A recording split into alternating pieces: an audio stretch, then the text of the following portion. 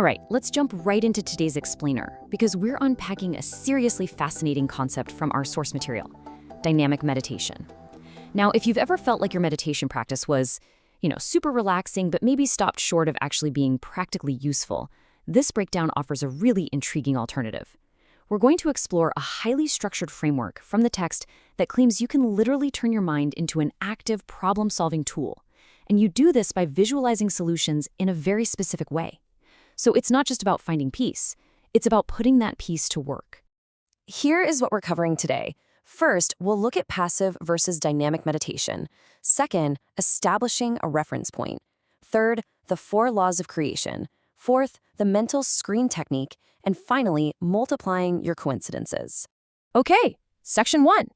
Passive versus dynamic. 2 types of meditation. So the source material completely reframes what we traditionally think of as meditation. According to the text, passive meditation is what most of us are already familiar with. It calms the mind. You might get there by focusing on visual images, repeating sounds like Om or Amen, focusing on your breath, or maybe even listening to a Gregorian chant. It brings you down to a deep, calm, meditative level, which the text often refers to as the alpha state. But, and here's the kicker, the source argues that simply hanging out in that state and waiting for something to happen just isn't enough. That is where dynamic meditation comes in. Dynamic meditation takes that beautifully calm mind and actively organizes it for problem-solving activities. The text actually suggests our minds were quite literally designed for this kind of organized, dynamic activity. To really nail down the contrast here, the source asks us to imagine recalling a pleasant memory from yesterday. If you try to remember it right now, in your normal, waking state, what the text calls beta, you just get a basic, standard memory.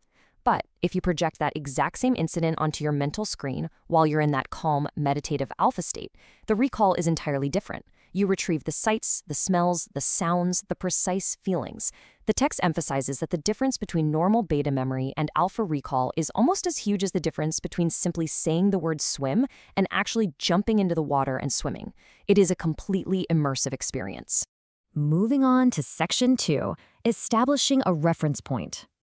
The absolute foundational step here is establishing what the author calls a reference point. A reference point is basically just a past successful meditative result. The author prefers that you reach that initial meditative state by counting backward, simply because it requires concentration, and concentration is absolutely key to success here. Once you successfully reach that level a few times, your mind starts to associate the method with a successful result. It becomes automatic. You'll consciously or unconsciously hark back to that specific feeling to repeat it and build on it for your future sessions. And once you've got that reference point locked in, you can actually start using it for everyday problem solving.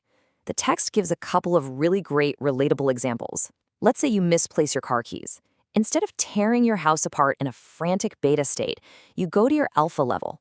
You think back to the very last time you definitely had those keys, and you vividly relive that moment. Then, in your mind, you just proceed forward in time, and according to the text, you will locate them. Or imagine a student trying to remember if a professor said an exam was this Wednesday or next Wednesday. By dropping into alpha, they can achieve that high-fidelity recall we talked about earlier and settle the question right then and there.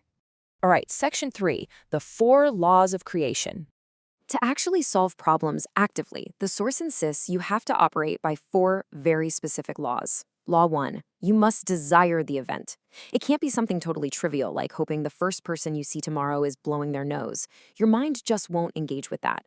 Law 2, you must believe the event can take place. If you're trying to sell products to a customer who's clearly overstocked, you can't reasonably believe they're going to buy. Law 3, you must expect the event to take place. Now, the text notes this one is subtle. The first 2 are kind of passive, but expectation is what introduces the dynamics. You might desire a pleasant boss and believe it's possible, but you still might not truly expect it. That's where the visualization techniques come in. And finally, Law 4, which is the most rigid of them all. You cannot create a problem. Let's examine Law 4 a bit closer, because the source is absolutely emphatic about this point. It claims that when you're working dynamically in alpha, you are in touch with a higher intelligence, and this higher intelligence simply does not assist in evil designs. If your goal is, I want my boss to be pleasant, great, that works. But if your goal is, I want my boss to make a fool of himself so he gets fired and I get his job, the text states it absolutely will not work. You'll be entirely on your own, dropped right back into your normal beta state. The author notes that people often kind of smile indulgently at this claim, so they offer a test.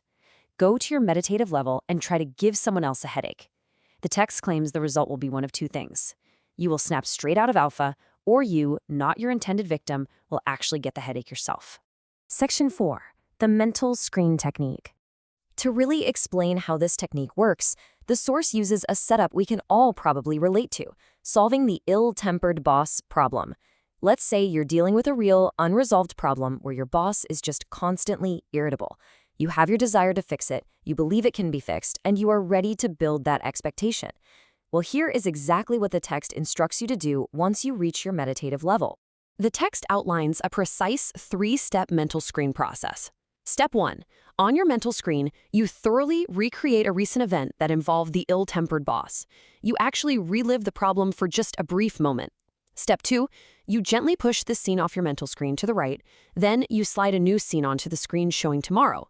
In this scene, everyone is cheerful, the boss is getting good news, he's in a much better mood.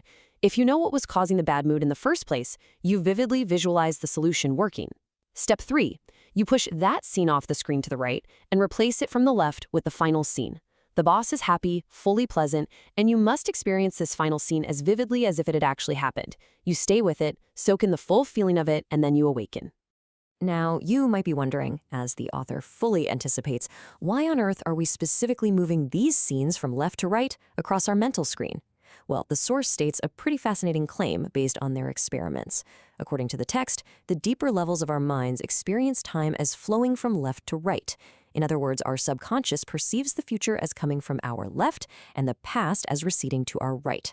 So by pushing the problem to the right, you're symbolically moving it into the past, while sliding the solution in from the left brings it from the future directly into your present reality.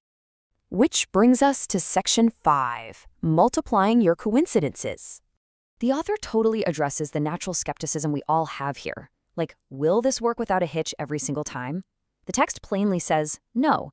However, it promises that if you keep at it, one of your early sessions will work. You might just brush it off as a coincidence, but then it works a second time, and a third. The source shares this great anecdote about Tim Masters, a taxi driver in New Jersey. During slow times, he'd meditate and put a solution on his mental screen, specifically visualizing someone carrying suitcases who needed a ride to the airport. At first, nothing. But then, it happened. The next time, he used that successful feeling as his new reference point, and boom, another airport fare appeared. Tim described the feeling perfectly. It works. It's like a winning streak that won't quit. The text argues that if you abandon the practice, the coincidences drop off. Go back to it, and they multiply all over again. So how do you maintain that kind of momentum? The text outlines a philosophy of getting better and better. As these positive coincidences pile up and as you increase your skill, you'll find you're able to believe and expect events that are less and less probable. The secret to this growth is continuously updating your reference point. Before you work on a new problem, you just briefly relive your best previous successful experience. And when an even better success comes along, you drop the old one. You are constantly upgrading your mental baseline, which leads to what the text describes as more and more astounding results. And that brings us to the end of our explainer. We've walked through the mechanics of taking a calm mental state and turning it into an organized, dynamic engine for visualizing solutions. From adhering to those 4 strict laws to sliding the problem off to the right into the past, the source material lays out a very clear, highly testable framework. So, to wrap things up and leave you with something to really chew on, based on the precise steps we've just covered, what problem will you push onto your mental screen today?